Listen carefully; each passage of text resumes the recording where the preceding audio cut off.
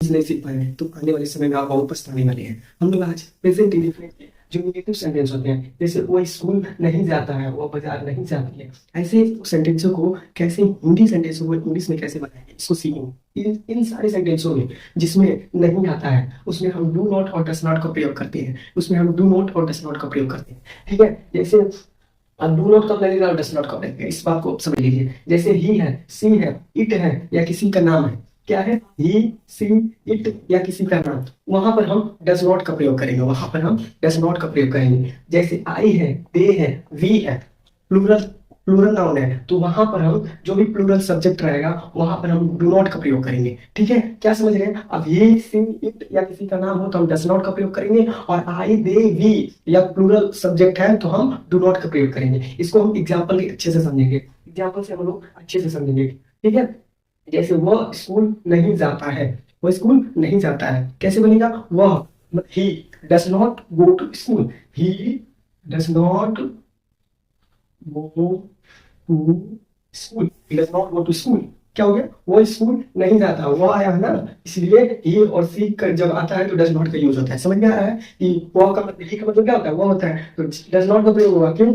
यहाँ क्यों? क्योंकि ही, सी, इट या किसी का नाम आता है तो हम डज नॉट का प्रयोग करते हैं। दूसरा है वह बाजार नहीं जाती है, वह बाजार नहीं जाती है। ठीक है, तो यहाँ पर क्या यूज होगा? यहाँ पर होगा she does not go to market, she does not go to market. ठीक है, या तीसरा है राम गाना नहीं गाता है, राम गाना नहीं गाता है, तो इसका क्या होगा?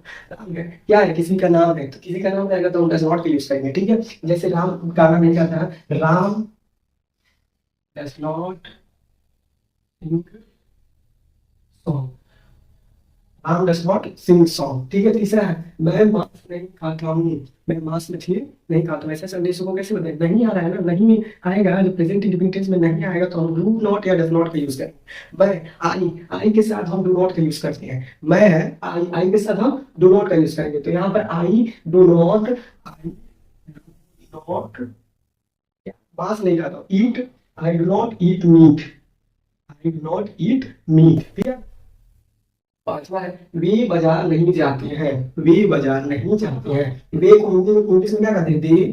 दे के साथ क्या यूज होगा? Do not, they do not go to market, they do not go to market. वे बाजार नहीं जाते हैं, they do not go to market. छठवा है हम रविवार को स्कूल नहीं जाते हैं, हमको क्या कहते हैं? हमको कहते हैं वी।